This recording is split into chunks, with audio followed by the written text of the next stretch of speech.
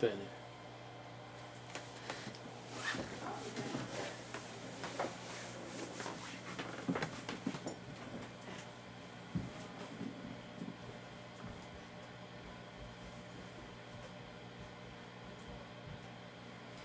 Nous te bénissons, grand Dieu, car tu es bon. Merci encore parce que tu nous donnes le privilège de prêcher ta parole qui est la bonne nouvelle de notre Seigneur et Sauveur Jésus-Christ. Que ton Esprit Saint nous guide et que ta grâce abonde là où le péché est et que cette grâce surabonde dans nos vies, mais aussi dans les vies de nos frères et sœurs et de nos prochains. Bénis ces moments d'échange avec quiconque va nous suivre, même dans les jours qui vont venir, pour discerner ta parole qui est la vérité. Nous te le demandons, Père, au nom de Jésus-Christ, notre Sauveur. Amen. Bien, nous commençons par une lecture de la parole de Dieu dans l'épître de Jacques, au chapitre 4, le verset 3. Vous demandez et vous ne recevez pas, parce que vous demandez mal, dans le but de satisfaire vos passions. Donc, si on lit ces textes, quelle que soit la nature de ces paroles, la parole de Dieu inspirée, il est clair qu'avant de demander, avant de faire une prière, quelque chose qui nous tient à cœur, avant même de louer Dieu, de le glorifier à travers la prière, nous devons examiner nos motivations. Car Dieu n'est pas là justement pour assouvir nos désirs, que ce soit nos désirs de gloire, de vengeance ou tout simplement de répondre à nos besoins selon que nous les désirons. Mais aujourd'hui, les thèmes que nous allons aborder, vous allez comprendre, ça touche une dimension de la prière. Donc, tel que nous l'avons annoncé, Dieu exauce. Est-ce que Dieu exauce ou pas le pécheur? C'est-à-dire les personnes qui ne sont pas encore en Christ. Alors, pourquoi nous avons abordé cette question? Eh bien, les questions sont posées, il faut trouver les réponses dans la parole de Dieu. Mais ici, nous allons aller plus loin parce qu'il s'agit vraiment d'une doctrine. Une doctrine qui est prêchée, même parmi les groupes religieux, mais surtout aussi, nous allons dire clairement qu'il y en a même parmi les enseignants dans les corps du Christ qui prétendent aussi que la doctrine de Jésus-Christ dit que Dieu n'exauce pas les pécheurs. Et c'est ça les thèmes justement d'aujourd'hui. Nous allons aller vite en besogne. Nous allons d'abord faire des déclarations qui sont simples. Personne n'a besoin d'un diplôme en théologie pour parler avec Dieu, pour avoir la permission ou le droit de parler avec Dieu. Mais vous n'avez pas besoin aussi d'un brevet de sainteté pour avoir les droits ou la permission de parler avec le bon Dieu. Qui peut s'approcher de Dieu? On peut poser la question sous cette forme aussi. N'est-ce pas celui qui reconnaît son état naturel? Et quel est l'état naturel de chaque être humain? C'est pécheur. C'est le dénominateur commun. Que vous soyez en Christ, même si vous n'êtes pas encore en Christ, ces deux états ne donnent à personne le droit de s'enorgueillir. Nous verrons que c'est par la grâce que nous sommes sauvés. Et personne n'a le droit de s'enorgueillir là-dessus.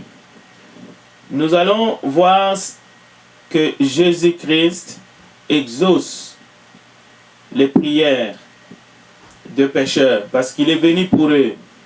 Non seulement il mange avec eux, il est avec eux, d'ailleurs, il est surnommé ami des pécheurs.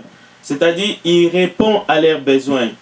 Le besoin sanitaire, des besoins physiques tels que la famine, la faim, mais Jésus répond à leurs prières. Par exemple, mon fils est malade, mon serviteur est malade, ou même on apportait des malades auprès de Jésus et Jésus les guérissait. Donc, nous avons un contexte dans la Bible, dans Jean chapitre 9, verset, nous commencerons par le verset premier. Il s'agit d'un aveugle-né. Donc, le contexte, c'est un contexte légaliste.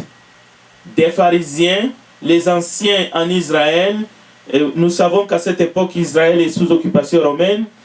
Donc, on ne peut en aucun cas tirer une doctrine, justement, pour répandre cette doctrine dans la Nouvelle Alliance.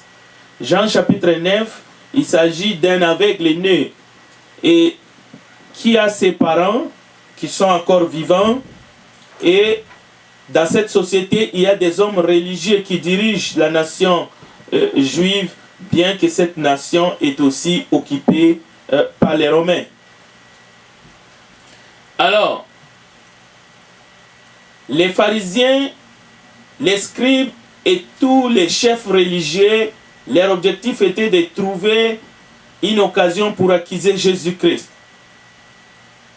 Ils sont tous sous la loi. Jésus est né d'une femme aussi étant sous la loi. Donc, il est venu pour mourir pour nos péchés, mais il n'a pas encore accompli donc ses sacrifices sur la croix. Cela veut dire que, alors que nous prêchons la grâce, nous ne devons pas traumatiser les gens en utilisant un texte justement en dehors de son contexte, avec un prétexte sous forme de slogan, de manière arrogante, pour essayer de dire aux gens en face, de manière humiliante, que Dieu ne vous exauce pas parce que vous êtes pécheur. C'est-à-dire parce que vous n'êtes pas membre de l'Église, du Christ, ou tout simplement parce que vous n'êtes pas encore baptisé. C'est vraiment une façon de tordre la parole de Dieu et d'humilier les gens qui sont censés d'ailleurs écouter la parole dans le but de croire en Jésus-Christ et obtenir le pardon de leurs péchés. Donc, il ne faut pas traumatiser, il ne faut pas prétendre, il ne faut pas mal utiliser un verset, bien qu'il est dans la Bible, Jean chapitre 9, verset 31, que Dieu n'exauce pas les pécheurs. C'est une fausse lecture. Jésus-Christ exauce toujours les prières des pécheurs, c'est ce que nous voyons tout le long dans la Bible, parole de Dieu inspirée par le Saint-Esprit. Jésus-Christ exauce toujours les prières des pécheurs. Si nous allons aussi dans l'Ancienne Alliance, nous pouvons dire Dieu exauce toujours les prières des pécheurs, Dieu exauce les prières des saints. Nous pouvons dire aussi dans cette Nouvelle Alliance, Dieu exauce les prières des saints. Qui sont les saints? Ce ne sont pas les sans péché, mais ce sont des hommes et des femmes qui sont nés de nouveau et qui sont mis à part. Donc, quiconque est mis à part pour Dieu parce qu'il est né de nouveau, donc il a accepté de suivre Jésus-Christ, il a obéi à l'évangile, il peut toujours pécher. Nous le verrons plus loin dans cette étude. Alors, quelle est la prière que Jésus-Christ a toujours exaucée, même de son vivant ici-bas? C'est lorsque les gens s'approchaient de lui et plaidaient, par exemple, Seigneur, aie pitié de moi. C'est une prière. C'est clair. Ou Seigneur, souviens-toi de moi. C'est une prière. Ces paroles adressées à Jésus, que ce soit de la manière la plus forte, il y en a qui criaient au loin, il y en a qui s'approchaient, qui même les touchaient, il y en a qui chuchotaient, qui s'agenouillaient, qui se prosternaient humblement, respectueusement devant Jésus. C'était des pécheurs dans tous les sens du terme. Et peu importe le lieu où se trouvait Jésus, où la personne se trouvait, comme ceux qui ont ouvert le toit de leur maison pour descendre un malade, chaque fois que Jésus était supplié et Jésus exauçait aux prières de pécheurs. Il y avait des femmes, comme la femme cananéenne, désespérées. Il y avait des personnes qui étaient pourchassées, accablées par la maladie ou même par des démons. Alors, que ce soit un homme ou une femme, des mères de famille, des pères de famille, on peut même dire des handicapés, des lépreux, qui faisaient appel au Sauveur, qui lui demandait son aide. Une prière, c'est une demande. Nulle part dans la Bible, vous trouverez que pour prier, il faut fermer la bouche et il faut fermer les yeux. Ça n'existe pas. La prière peut être faite, les yeux grandement ouverts et devant une personne, comme nous le faisons aujourd'hui. On peut plaider même à la cour, on peut prier. N'essayons pas de forcer les Écritures. Seigneur, aie pitié de nous, c'est une prière. On peut même prier Dieu, c'est-à-dire demander quelque chose pour la collectivité, pour la nation.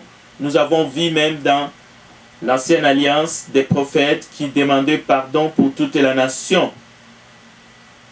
Pourquoi nous disons cela? Déjà dans le livre de Michée au chapitre 7, verset 18, nous disons que l'Éternel prend plaisir à faire miséricorde. Donc, en cette période de confinement, l'arrogance devrait véritablement être revue à la baisse. Cela veut dire que l'arrogance n'a plus sa raison d'être. Devant la maladie, devant la mort, devant la menace, nous sommes tous égaux. C'est pour cela que ce sujet est d'une grande importance, parce qu'il est temps de faire une remise en question. Il est temps que nous puissions retourner dans les Écritures, dans la parole de Dieu, et que nous puissions même confesser nos péchés, parce que il se pourrait que nous avons abusé de la parole, de la grâce de Dieu envers les autres, envers nos contemporains, et Dieu nous demande de nous humilier devant lui. Notre Seigneur est miséricordieux, la Bible déclare, il est compatissant, riche en bonté et lent à la colère. Quiconque prie Jésus, Seigneur, en ces termes, Seigneur, aie pitié de moi, il sera exaucé, même s'il n'est pas baptisé au nom de Jésus pour le pardon de ses péchés, même s'il ne fait pas partie de votre assemblée locale. Mais quiconque demande l'aide de Jésus, prie à Jésus, le Seigneur écoute et il exauce. Dieu manifestera sa gloire à toute sa création. Sa miséricorde est manifeste dans toute la Bible, depuis la Genèse jusqu'à l'Apocalypse. Les rumeurs erronées disant que Dieu n'exauce pas les chrétiens, Dieu n'exauce que le chrétien, c'est étranger à la parole de Dieu. Dieu, nulle part dans la Bible, vous trouverez que Dieu n'écoute que les prières de ceux qui sont en Christ, ou de ceux qui sont baptisés, ou de ceux qui sont membres de l'Église. Ce n'est pas vrai. Les gens qui s'obstinent contre Dieu, ça c'est un autre sujet que nous verrons à la lumière de cette étude. Il y a des méchants qui lèvent les poings contre Dieu, qui vont narguer Dieu, qui se moquent de Dieu. Ça, ce sont des pécheurs, mais en plus, ce sont des moqueurs. Et dans ce sens-là, on peut trouver des personnes qui sont endurcies, à qui Dieu a manifesté sa grâce, Dieu leur a donné des opportunités, mais ils ont endurci leur cœur. On peut prendre l'exemple de Pharaon, qui a eu la grâce d'avoir en face de lui quelqu'un qui a grandi justement à ses côtés, donc Moïse, qui a été élevé dans la maison du roi, du Pharaon, et il n'a pas voulu obtempérer à l'ordre du Dieu Tout-Puissant qui a envoyé Moïse libérer son peuple. Et dans cette liste, on trouvera aussi les orgueilleux. Dans les textes que nous avons commencé de Jacques chapitre 4, un peu, vous allez trouver qu'il y a des orgueilleux. La Bible dit Dieu résiste aux orgueilleux. Ça, ce sont d'abord des pécheurs, mais qui ont un cœur enflé devant Dieu. Et on peut ajouter ou fermer cette liste par ce que la Bible appelle les rebelles. Les rebelles sont des gens qui se rebellent au fait, comme Lucifer qui était un ange auprès de Dieu et à un moment donné, il est entré dans la rébellion, dans une forme de guérilla. Alors à ce moment-là, il ne faut pas confondre cette catégorie de gens qui s'en prennent à Dieu ou qui veulent livrer un combat qui est perdu d'avance, et ainsi de suite, nous verrons. Mais la miséricorde de Dieu n'est pas réservée strictement à ceux qui sont déjà en Christ. Moins encore, la grâce de Dieu, qui est la source du salut pour tous, n'est pas réservée aux membres de l'Église. L'Ancien Testament nous montre maintes fois, en maintes reprises, que la compassion divine, c'est quelque chose qui ne s'épuise pas. Donc, les bontés de Dieu ne sont pas épuisées. Jérémie l'a ressassé plusieurs fois. Donc, l'Ancien Testament est là pour nous montrer que l'Éternel, ton Dieu, est un Dieu de miséricorde. C'est sa nature, qui ne t'abandonnera point et ne te détruira point. Deutéronome chapitre 4, verset 31. Quel message pour l'univers entier. Les sacrificateurs rappelaient toujours que le pardon de Dieu, sa grande miséricorde, Dieu n'allait pas exterminer son peuple. Nous pouvons les lire dans Néhémie chapitre 9, verset 31, justement. Et si nous allons dans le psaume, au chapitre 25, justement, et verset 6, c'est David qui dit « Éternel, souviens-toi de ta miséricorde et de ta bonté, car elles sont éternelles. » Donc, oui, ce sont des paroles de louange, mais ce sont des paroles aussi du fond du cœur de David, des paroles de prière. Chaque phrase, chaque parole qui s'adresse à Dieu et qui s'adresse à Christ en ces termes, « Souviens-toi Seigneur, je suis un homme pécheur » ou bien « Ayez pitié de moi Seigneur » en toute sincérité, la Bible démontre que Dieu exauce. Ce sont des prières devant Dieu parce que Dieu voit tout. Rien n'échappe à son intention, rien n'échappe à son contrôle. Si nous cherchons la figure de Christ, nous allons comprendre que c'est d'abord la compassion qu'il a démontrée à qui? Aux pécheurs. Cela veut dire qu'il était attentif à leurs cris. L'amour divin pour ces créatures que nous sommes, c'est un amour qui est sincère, un amour qui est éternel, bien que Dieu haït de manière constante le péché. Nous n'allons pas cesser de les rappeler, à nous les rappeler. C'est totalement faux, c'est totalement archi faux. Nous voulons dire avec force, avec énergie, grâce à Dieu, qu'il ne faut pas enlever un texte de son contexte pour en faire un prétexte, surtout pas pour blesser les gens, croyant que nous sommes en train de dire la vérité ou de prêcher la vérité. C'est un mensonge que d'essayer d'insinuer que Dieu n'exauce pas les pécheurs. Non, non. Il faut aller jusqu'au bout. Il faut comprendre dans quel sens ces textes-là de Jean 9 se trouvent en ces lieux-là. Nous allons expliquer cela maintenant. Mais avant cela, rappelons d'abord dans 1 Timothée chapitre 2, vous pouvez le constater dans la Bible. Il est recommandé de prier pour tous les hommes, les rois, les gouverneurs, les autorités et toutes les personnes élevées en dignité, afin que nous puissions mener une vie paisible et tranquille en toute piété et honnêteté. Alors, cette parole est inspirée. Cela veut dire que Dieu a véritablement souci que toutes ces personnes qui sont élevées, les gouverneurs et autres, les rois, qu'ils puissent se tourner vers lui, qu'ils puissent compter sur lui. Maintenant, posons-nous la question. Si eux-mêmes, les gouverneurs, les rois, les gens du monde, tout en étant pécheurs, tout en étant perdus, quoique parmi eux, on peut trouver, même parmi des présidents de la République, des enfants de Dieu. Mais ici, nous voulons stigmatiser. C'est-à-dire pour ceux qui ne sont pas encore convertis. Pourquoi est-ce que si eux-mêmes priaient à Dieu, Dieu ne les écouterait pas, Dieu ne les exaucerait pas? Pourquoi alors, si c'est des chrétiens qui font ces prières-là, Dieu va les exaucer? C'est un non-sens. Ce n'est pas parce que quelqu'un est pécheur ou quelqu'un est incroyant ou un athée, s'il prie, s'il demande à Dieu quelque chose du fond de son cœur, de manière sincère, nous verrons c'est quoi la demande en expliquant Jean chapitre 9. Le fait même qu'un pécheur prie démontre à suffisance qu'il se rapproche, pas qu'il est en Christ, mais qu'il se rapproche déjà de Dieu, qu'il commence à considérer Dieu dans sa vie.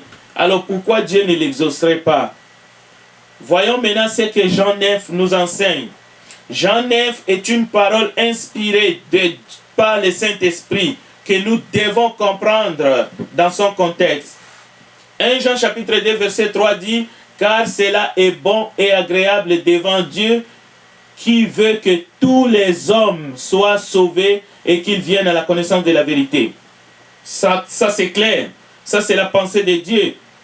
Si au lieu et place d'accepter d'abord la grâce divine, selon 1 Timothée chapitre 2 verset 3, si au lieu et place de chercher premièrement le royaume de Dieu et sa justice, alors le pécheur avec arrogance, avec mépris, s'élance ou s'avance pour demander à Dieu le pouvoir d'opérer des miracles pour guérir, que ce soit un aveugle-né ou pour faire marcher un boité ou pour ouvrir les yeux d'un aveugle, alors qu'il a d'abord besoin d'accepter la grâce divine qui nous sauve de nos péchés, à ce moment-là, il ne sera pas exaucé, à moins que Dieu ait une raison vraiment valable pour le faire. Si, au lieu d'accepter le sacrifice de Jésus pour arriver au salut, pour se réconcilier avec Dieu, parce qu'au départ nous sommes tous pécheurs et il n'y en a pas un seul juste devant Dieu, on prétend d'abord exiger à Dieu de nous donner le pouvoir de faire des miracles au nom de Dieu, de guérir, d'ouvrir les yeux d'un aveugle miraculeusement par la puissance de Christ. Une telle prière faite par un pécheur rebelle en plus ne sera pas exaucée. C'est ce qui se passe dans Jean chapitre 9. C'est ça l'essence même de la réponse de cet aveugle-né aux détracteurs de Jésus, à ces gens qui ont la haine de Christ dans leur cœur. Qu'est-ce que Jésus-Christ dit devant la tombe de Lazare? Cela va nous ouvrir aussi les yeux. Parce que l'aveugle-né dit, nous le verrons plus tard dans Jean chapitre 9. Mais qu'est-ce que Jésus dit devant la tombe de Lazare? Parce que là encore, Jésus a reçu une demande de deux sœurs de Lazare, Marie et Marthe. Déjà, lorsque Lazare était malade, ces deux sœurs, des amis de Jésus, suppliaient le Seigneur de venir pour que celui-ci ne puisse pas basculer dans la mort. Mais comme Jésus avait son agenda, le calendrier, et qu'il avait d'autres services à rendre, il est arrivé, nous le savons, 4 jours plus tard. Dans Jean chapitre 11, les versets 38 à 44. Jésus, lorsqu'il demande que la grosse pierre qui était mise devant le tombeau de Lazare soit ôté, Jésus, après cela, il va faire allusion à l'exaucement de la prière. Parce qu'il va prier lui-même. 4 jours plus tard, Jésus est devant la tombe de Lazare. Il ne s'agit pas de n'importe quelle demande de prière ici que Jésus-Christ va faire. Et Jésus va dire, je l'ai fait seulement à cause de ceux qui sont ici. Et qui étaient les gens qui étaient là? C'était des pharisiens, des incrédules, des gens qui étaient là. C'est pour cela que Jésus va faire une prière. Il s'agit justement de l'exaucement pour qu'un mort qui est enterré depuis plus de 4 jours puisse revenir à la vie. La même chose, l'exaucement de Jean chapitre 9. Dieu n'exauce pas les pécheurs. Il s'agissait de l'exaucement en vue de la guérison d'un aveugle né. Alors Dieu ne pouvait pas exaucer la prière d'un pécheur pour qu'un aveugle né puisse recouvrir la vue. C'est de cela qu'il s'agit.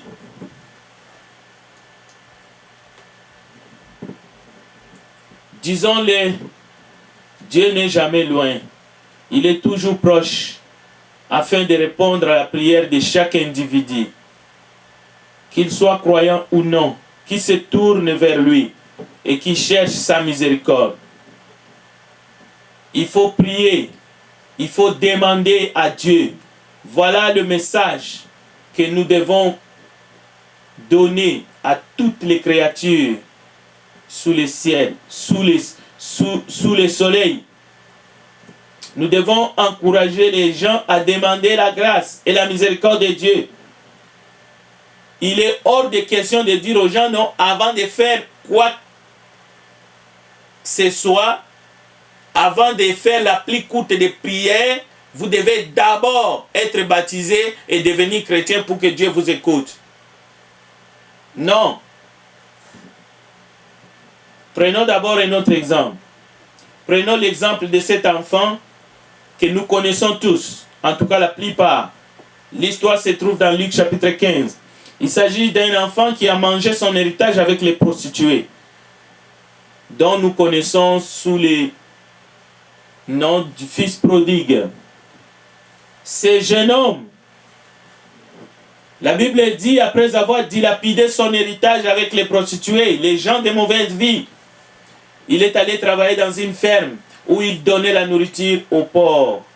La Bible déclare, et nous lisons, il a souffert, il avait faim, et il était en train de mourir, parce qu'il avait tellement faim qu'on ne lui donnait même pas la nourriture pour les bétails. Alors il s'est souvenu, il a dit, chez mon père, il y a des travailleurs, il y a à manger, je vais retourner vers la maison de mon père. Et la Bible dit, alors qu'il était encore loin, il n'était pas encore arrivé à la maison de son père. Il n'avait même pas encore ouvert la bouche pour faire la confession. La Bible dit, il s'éleva et alla vers son père. Et comme il était encore loin, son père le vit et fit ému de compassion. Et il courut, se jeter à son cou et le baisa. Le fils lui dit alors, mon père, j'ai péché contre le ciel et contre toi, je ne suis plus digne d'être appelé ton fils. Donc il ne demande pas l'accès dans la famille, il déclare qu'il n'est pas digne. Cela veut dire qu'il est simplement en train de reconnaître le mal qu'il a fait à son père et qu'il a fait contre Dieu. Il dit, j'ai péché contre le ciel, j'ai péché contre toi. Mais le père, qu'est-ce qu'il dit? Il dit à ses serviteurs, apportez vite la plus belle robe et l'enrevêtez, mettez-lui un anneau au doigt et des souliers aux pieds, amenez les veaux gras et tuez-les, mangeons et réjouissons-nous. Car mon fils que voici était mort et il est revenu à la vie. Il était perdu et il est retrouvé et ils commencèrent à se réjouir. Qui raconte cette histoire? C'est de la bouche du Seigneur Jésus-Christ. C'est pour nous montrer comment est-ce que Dieu agit envers les pécheurs que nous sommes. Donc, ce jeune homme n'avait même pas encore atteint la porte d'entrée de la maison de son père. Ce jeune homme était loin. Il n'avait même pas encore dit à son père, je me répands. Non, mais son père est parti en courant vers lui. Maintenant, pour comprendre cette affaire, est-ce que Dieu exauce les pécheurs? Il faut d'abord comprendre l'état dans lequel ceux qui croient, qui se répandent de leurs péchés, qui confessent le nom de Jésus et qui sont baptisés au nom de Jésus pour le pardon de leurs péchés et qui sont ajoutés à l'Église. Dans quel état nous sommes? Lorsque la Bible dit nous sommes en Christ, un texte, 1 Jean chapitre 2 verset 2. 1 Jean 2 verset 1 à 2. Mes petits enfants, je vous écris ces choses afin que vous ne péchiez point. Et si quelqu'un a péché, nous avons un avocat auprès du Père, Jésus-Christ le juste. La Bible dit, car Dieu a tant aimé le monde qu'il a donné son Fils unique afin que quiconque croit en lui ne périsse point, mais qu'il ait la vie éternelle. Logiquement, concrètement, comment ça se passe? C'est un processus. Alors, parce que c'est un processus, l'amour de Dieu se manifeste. Donc, on ne peut pas boutiquer la parole de Dieu et essayer de faire une doctrine hors contexte de la parole de Dieu en balançant comme ça dans la rue, Dieu n'exauce pas les pécheurs. Non, c'est très embarrassant, c'est choquant. C'est très choquant. Nous ne pouvons pas imaginer le mal que juste cette phrase peut faire aux gens autour de nous. Ce n'est pas la vérité. Ce n'est pas la vérité. C'est une mauvaise compréhension. La Bible nous dit, nous étions morts par nos offenses et par nos péchés. Je lis Ephésiens 2, verset 1. Vous étiez morts par vos offenses et par vos péchés, dans lesquels vous marchiez autrefois selon les trains de ce monde, selon le prince de la puissance de l'air, de l'esprit qui agit maintenant dans les fils de la rébellion. Nous tous aussi, nous étions de leur nombre, et nous vivions autrefois selon les convoitises de notre chair, accomplissant les volontés de la chair et de nos pensées, et nous étions par nature des enfants de colère, comme les autres. Mais Dieu qui est riche en miséricorde, à cause du grand amour dont il nous a aimés. Cela veut dire qu'il nous a aimés alors que nous étions encore dans la rébellion, alors que nous étions encore morts par nos offenses. Alors comment peut-on dire comme ça, Dieu n'exauce pas les pécheurs? Ça n'a aucun sens. De quel pécheur parle-t-on? Même après le baptême, nous péchons. Il nous arrive de pécher, mais pas de vivre dans le péché. Et lorsqu'il nous arrive de pécher, nous avons un avocat. Mais lorsque la Bible dit Dieu n'exauce pas les péchés, il ne faut pas enlever ça dans le contexte. Il s'agissait d'exaucer dans le sens d'une prière qui exigeait, qui demandait à Dieu la guérison d'un aveugle né. La même chose, Jésus devant la tombe de Lazare. Nous allons lire le texte.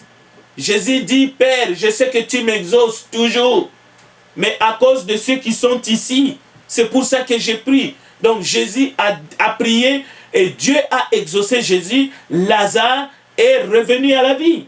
Il est sorti du tombeau. Alors nous ne sommes pas en train de dire que n'importe qui, quelqu'un qui n'est pas baptisé, quelqu'un qui n'est même pas chrétien, il peut faire une prière pour ressusciter un mort ou bien pour qu'un aveugle retrouve la vue. Non, c'est ça le contexte de Jean chapitre 9. Lisez tous les chapitres, vous allez voir. Il n'est nulle part question d'être exaucé parce que quelqu'un prie peut-être à cause qu'il prie pour ses parents ou son enfant est en difficulté. Regardez dans la Bible et dans tous les évangiles, tous ceux qui supplient Jésus, que ce soit pour un enfant qui est mort, que ce soit pour un serviteur qui est malade, est-ce que ce sont des chrétiens? Dans la plupart des cas, ce sont des pécheurs, des gentils, des Romains. Et Jésus les a exaucés. Jésus a répondu à leurs demandes. Jésus a guéri. Jésus a délivré. La femme cananéenne, Jésus a agi. Et la femme a retrouvé la réponse à sa prière. La Bible nous dit, je lis encore Éphésiens chapitre 2, verset 5. Nous qui étions morts par nos offenses, Dieu nous a rendus à la vie avec Christ. C'est par grâce que vous êtes sauvés. Il nous a ressuscités ensemble et nous a fait asseoir ensemble dans les lieux célestes en Jésus-Christ, afin de montrer dans les siècles à venir l'infinie richesse de sa grâce par sa bonté envers nous en Jésus-Christ. C'est par la grâce que vous êtes sauvés par le moyen de la foi. Et cela ne vient pas de vous, c'est le don de Dieu. Ce n'est point par les œuvres afin que personne ne se glorifie. La tendance de vouloir se glorifier parce qu'on est chrétien, on a droit à ceci, on a droit à cela, c'est du paganisme. C'est du paganisme. Dieu ne fait point exception de personne. Sur les malheureux crient, l'Éternel attend.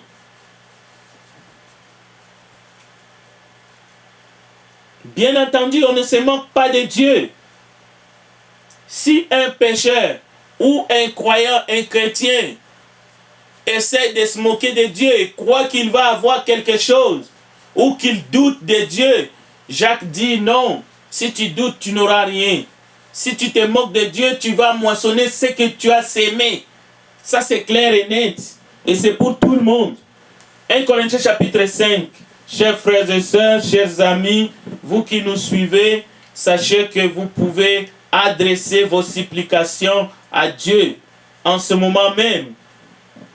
Même si vous n'avez jamais entendu parler de Jésus, vous pouvez élever la voix. Dieu va vous écouter. Si vous avez quelqu'un qui est maintenant en train de souffrir entre la vie et la mort, vous pouvez prier. Vous pouvez demander l'aide de Dieu. Il va vous écouter. Que personne ne vous séduise en disant parce que vous n'êtes pas membre de l'église, Dieu ne va pas vous écouter. C'est complètement de la contre-évangélisation et nous nous élevons pour essayer de dire clair et net ce que la parole enseigne. 1 Corinthiens chapitre 5, versets 6 à 12. C'est bien à tort que vous vous glorifiez. Ne savez-vous pas qu'un peu de levain fait lever toute la pâte? Faites disparaître le vieux levain afin que vous soyez une pâte nouvelle, puisque vous êtes sans levain, car Christ notre Pâque a été immolé. Célébrons donc la fête, non avec du vieux levain, non avec un levain de malice et de méchanceté, mais avec le pain sans levain de la pureté de la vérité. Je vous ai écrit dans ma lettre de ne pas avoir des relations avec les impudiques, non pas d'une manière absolue avec les impudiques de ce monde, ou avec les cupides et les ravisseurs, ou avec les idolâtres. Autrement, il vous faudrait sortir du monde. Maintenant, ce que je vous ai écrit, c'est de ne pas avoir des relations avec quelqu'un qui, se nommant frère, est impudique, ou cupide, ou idolâtre, ou outragé, ou ivrogne, ou ravisseur, de ne pas même manger avec un tel homme. Que j'en ai fait à juger ceux du dehors? N'est-ce pas ceux du dedans que vous avez à juger? Pour ceux du dehors, Dieu les juge, ôtez les méchants du milieu de vous. La parole de Dieu plaide pour les non-chrétiens. La parole de Dieu plaide pour ceux qui ne connaissent pas encore notre Seigneur et Sauveur Jésus-Christ, ou ceux qui ne sont pas membres de l'Église. La parole de Dieu est plutôt sévère envers ceux qui sont membres de l'Église et qui se comportent comme des parias, qui se comportent comme les gens du monde. La parole de Dieu ne nous demande pas de nous séparer avec les impudiques de ce monde, avec les cupides de ce monde, avec les ravisseurs de ce monde, avec les idolâtres de ce monde. Autrement, nous devons quitter ce monde. Nous devons partir. Nous devons mourir. Mais la parole de Dieu nous demande de ne pas avoir des relations avec quelqu'un qui, se nommant frère, est impudique, cupide, idolâtre, outragé. Ce sont des récalcitrants ici. Ce n'est pas un frère qui tombe dans le péché, on les fouille comme s'il avait de la peste. Non. Ici, ce sont des têtus. Ce sont des gens, des incorrigibles, des gens qui narguent l'Église, ce sont ces gens-là, dans le but de les gagner, dans le but de sauver leur âme, il faut leur administrer ce qu'on appelle la discipline corrective, dans le but de les gagner. Mais le verset 12, qu'ai-je en effet à juger ces dit dehors? Faisons attention avec des déclarations fausses et contraires à la vérité. Qui vous a donné mandat de juger ces du dehors? Lorsque vous dites à quelqu'un qui n'est pas membre de l'Église que Dieu n'exaucera pas ta prière, c'est un jugement. Qu'est-ce que vous voulez que je vous dise? La parole nous montre clair et net. C'est à Dieu de juger les gens du dehors. Souvent, on n'est même pas capable de juger les gens qui vivent dans les péchés et qui se réclament être membres de l'Église, et ils le font sciemment aux yeux de tous, mais on a un courage mal placé pour aller dire à ceux qui ne sont pas chrétiens, qui n'ont rien à voir, des athées, au fait, Dieu ne va pas écouter votre prière. Non, la Bible dit, ôtez les méchants du milieu de vous. Est-ce que les gens du monde, les adorateurs de Mammon, les gens qui pratiquent l'occultisme, les gens qui sont membres des sciences occultes, est-ce qu'ils sont des membres de l'Église? Pourquoi nous allons dire que Dieu ne va pas écouter leurs prières? Si quelqu'un décide d'abandonner ses gris-gris, si quelqu'un décide d'abandonner ses idoles, et qui crie à Jésus, qui crie à Dieu, qui dit, Seigneur, souviens-toi de moi, aie pitié de moi, comme les brigands sur la croix. Au nom de quoi vous voulez dire à cette personne, Dieu n'écoute pas ta prière? Au nom de quoi? Nous ne sommes pas en train de dire que cette personne, parce qu'il a dit, Seigneur, souviens-toi de moi, que cette personne est sauvée. Il est devenu membre de l'Église. Mais ne dites pas que Dieu ne l'écoute pas. Donc, pour conclure, lorsque nous disons Dieu n'exauce pas les pécheurs, il faut se poser une question. De quel pécheur parlez-vous? D'un chrétien récalcitrant ou d'un non-chrétien qui se moque de Dieu, comme Pharaon? Il faut préciser. Il faut enseigner les gens. Parce que vous bourrez les gens avec des choses dans la tête dont vous n'expliquez pas. Est-ce que c'est tous les péchés du monde que Dieu n'écoute pas, n'exaucera pas leurs prières? Mais si c'est une prière pour que Dieu les sauve de leurs péchés, donc Jésus est sourd aux prières des pécheurs parce qu'ils sont pécheurs. La Bible ne dit-elle pas que celui qui confesse et qui délaisse ses péchés, celui qui confesse le nom du Seigneur Jésus sera sauvé? Mais une confession, c'est une prière. La Bible ne dit pas que la personne doit d'abord faire tous les chemins, arriver devant votre baptistère et être trempé, sortir comme l'eunuque éthiopien, et ensuite la joie vient et puis l'ange disparaît. Donc, à partir de ce jour-là, Dieu commence à exaucer la prière de cette personne. Non, il faut enlever cet équivoque-là. Matthieu chapitre 18, verset 12. Ceci est pour les chrétiens. Que vous ensemble, si un homme a 100 brebis et que l'une d'elles s'égare, ne laisse-t-il pas les 99 autres sur les montagnes pour aller chercher celle qui s'est égarée? Question. Et s'il la trouve, je vous l'ai dit en vérité, elle lui cause plus de joie que les 99 qui ne se sont pas égarés. De même, ce n'est pas la volonté de votre Père qui est dans les cieux qu'il se perde un seul de ses petits. Si ton frère a péché, va et reprends-le entre toi et lui seul. S'il t'écoute, tu as gagné ton frère. Vous voyez que le péché est traité dans la famille. Le péché est traité dans l'église. Mais s'il ne t'écoute pas, prends avec toi une ou deux personnes afin que toute l'affaire se règle sur la déclaration de 2 ou de 3 témoins. S'il refuse de les écouter, dis-le à l'église. Et s'il refuse aussi d'écouter l'église, qu'il soit pour toi un païen et un publicain. Je vous l'ai dit en vérité. Tout ce que vous lierez sur la terre sera lié dans les ciels. Et tout ce que vous délierez sur la terre sera délié dans les ciels. L'Église du Christ, par l'entremise de ses membres, à travers la parole de Dieu, n'a pas reçu mandat de dire que les prières des non-chrétiens n'est pas exaucées. Dieu ne les exauce pas. Non. Ici, nous avons un enseignement clair de Jésus, comment nous devons nous comporter dans l'Église. Notre mission envers ceux du dehors, c'est de les prêcher l'Évangile. Et pas leur dire, non, tant que tu n'as pas encore accepté l'Évangile, Dieu ne va pas écouter ta prière. Non, Dieu va juger ceux du dehors. Ceux du dedans, c'est justement là où la discipline corrective avec amour est censée d'être appliquée. Donc, ne sacrifions pas les non-membres du corps du Christ par nos paroles. Ne livrons pas les gens au diable. Ne décourageons pas les hommes et les femmes créés à l'image de Dieu, qui d'un moment à un autre, parce qu'ils sont mal pris, parce qu'ils sont dans les troubles, parce qu'ils sont dans la maladie, parce qu'ils sont dans n'importe quelle autre situation, ils ont tendance, ils ont les réflexes, parce que Dieu a mis dans leur cœur la pensée de l'éternité. Ils veulent crier à ces dieux-là qu'ils ne croient encore pas.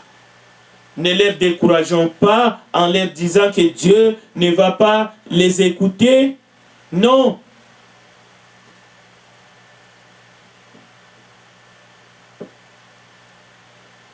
Pourquoi le voile du temple s'est-il déchiré quand Jésus est mort?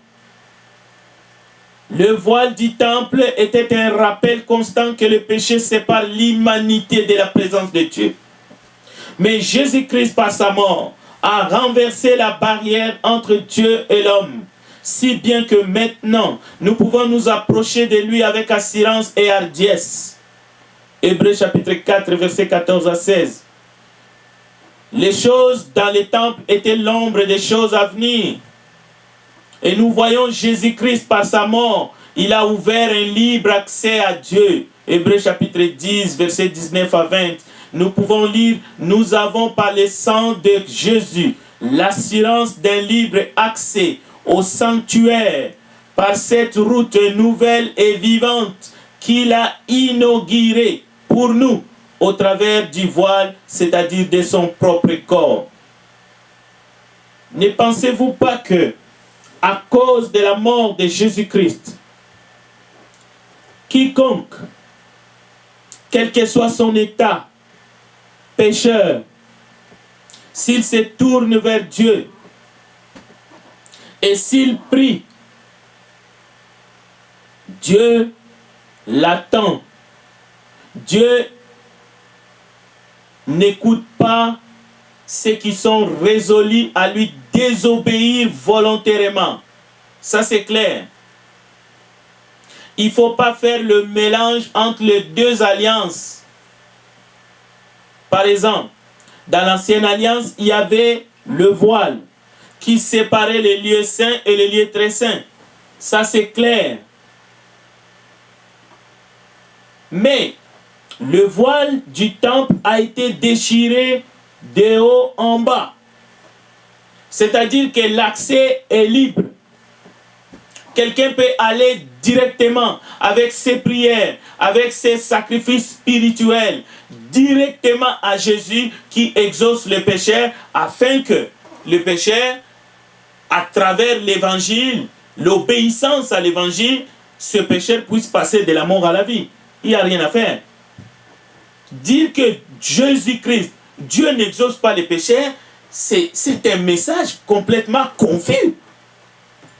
Surtout lorsque c'est sans explication.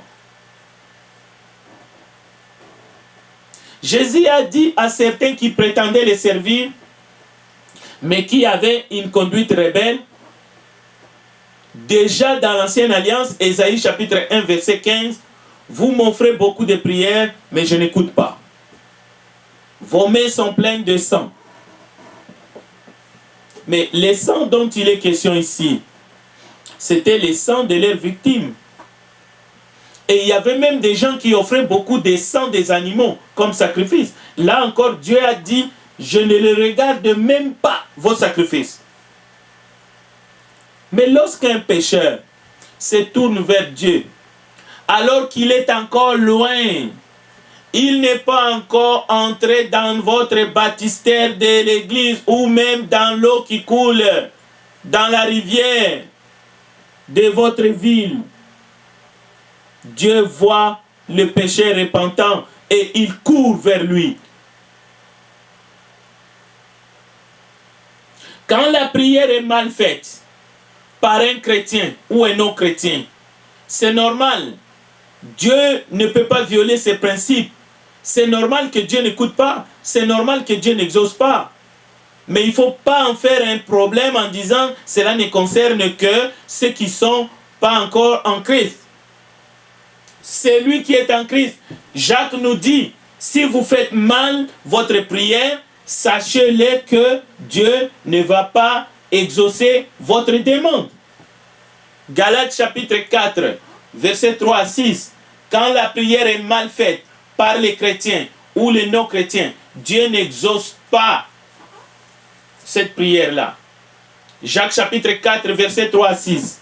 Si vous regardez dans Jacques chapitre 4, verset 3 à 6, vous allez voir, vous demandez et vous ne recevez pas parce que vous demandez mal, dans le but de satisfaire vos passions, adultères que vous êtes. Ne savez-vous pas que l'amour du monde est inimitié contre Dieu? Celui donc qui veut être ami du monde sera ennemi de Dieu. Croyez-vous que l'Écriture parle en vain? C'est avec jalousie que Dieu chérit l'Esprit qu'il a fait habiter en nous. Il accorde au contraire une grâce plus excellente. C'est pourquoi l'Écriture dit, Dieu résiste aux orgueilleux, mais il fait grâce aux humbles. Donc, la prière est censée être faite selon la volonté du Christ, selon ses exigences. Et ce message de 1 Jean chapitre 5 verset 14 s'adresse aux enfants des Lumières. Souvent nous voulons appliquer la Bible contre les autres, contre même ceux-là que nous sommes censés aller évangéliser. Non, chers bien-aimés, définitivement, Jean chapitre 9 n'est pas un texte qu'il faut écorcher. Ce n'est plus un texte qu'il faut utiliser contre les non-convertis, parce qu'il ne s'agit pas du tout de cela. L'aveugle-né n'était pas un chrétien. Les pharisiens qui étaient tout autour, qui écoutaient cet homme qui a retrouvé la vie grâce à la miséricorde de notre Seigneur Jésus-Christ, n'étaient pas des chrétiens. C'était des gens qui pratiquaient le judaïsme. Ils étaient sous la loi de Moïse. Alors, il ne faut pas extrapoler la parole de Dieu, l'utiliser de manière tordue pour dire aux hommes et aux femmes qui ont besoin de l'évangile du Seigneur Jésus-Christ que Dieu n'exauce pas les pécheurs. C'est une insulte.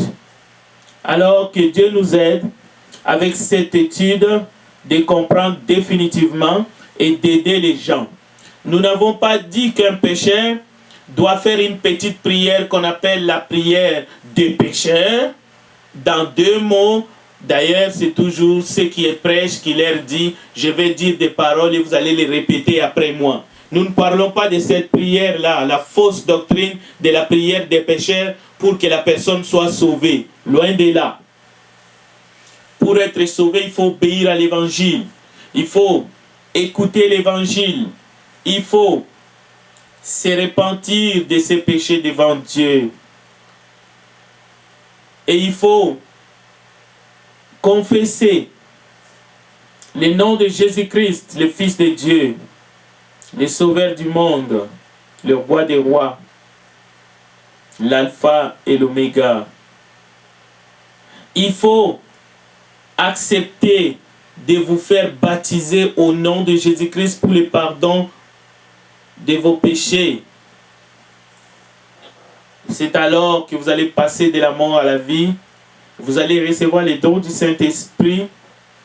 Et la Bible vous demande, une fois que le Seigneur vous ajoute dans son Église. Vous devez persévérer dans les enseignements des apôtres, dans les corps du Christ, la fraction des pains, dans les prières et aussi dans les communions fraternelles. Voilà tout. C'est un plan que Dieu a fait pour que nous puissions entrer dans son royaume. Il faut naître d'eau et d'esprit, comme Jésus-Christ avait dit à Nicodème. Voilà, le salut est à votre portée. Mais même si vous êtes pécheur, même si vous n'avez jamais respecté la parole de Dieu, mais si dans votre cœur, vous sentez l'envie de crier à Jésus, de demander son aide, afin que vos chaînes tombent, afin que vous puissiez trouver quelqu'un qui va vous aider dans le message de l'évangile, faites-le. Dieu va écouter votre voix. Si vous avez des besoins, demandez à Dieu, demandez à Christ. N'allez pas vers les marabouts, n'allez pas chercher des choses chez les féticheurs, parce que là, vous vous enfoncez dans les sciences occultes et votre âme ira en enfer. Nous allons terminer ici et je vais faire une prière pour vous là où vous êtes. Je vais prier pour vous, pour vos familles. Je vais prier pour que l'Esprit de Dieu vous aide, qu'il puisse vous convaincre du péché, du jugement et qu'il puisse surtout vous conduire vers le Christ qui est l'auteur de votre salut éternel, afin que vous puissiez embrasser la grâce de Dieu qui vous sauve. Prions. Éternel Dieu Tout-Puissant, nous te disons merci, parce que c'est grâce à ta force, grâce à ta puissance, grâce à l'énergie que tu nous communiques, grâce à ton esprit que nous avons parlé de cette parole que nous avons puisée dans ton évangile. Seigneur, nous avons essayé de démontrer ton amour pour les hommes, sur la surface de la terre, hommes et femmes, pour les jeunes. Père, nous avons prié pour que nous puissions démontrer ta miséricorde, car tu as encore besoin de sauver ce soir. Seigneur, fais que les âmes se tournent vers toi, car tous ceux qui s'approchent de toi ne seront jamais confus. Gloire et louange à toi, nous te le demandons, Père, au nom de Jésus-Christ qui vit et qui a toujours exaucé les prières de ceux qui venaient vers lui et qui a toujours répondu aux besoins de tous ceux qui venaient vers lui, les pécheurs. Et nous-mêmes, nous déclarons que sans lui, nous sommes perdus et nous sommes encore dans nos péchés. Au nom de Jésus-Christ, nous avons ainsi prié. Amen.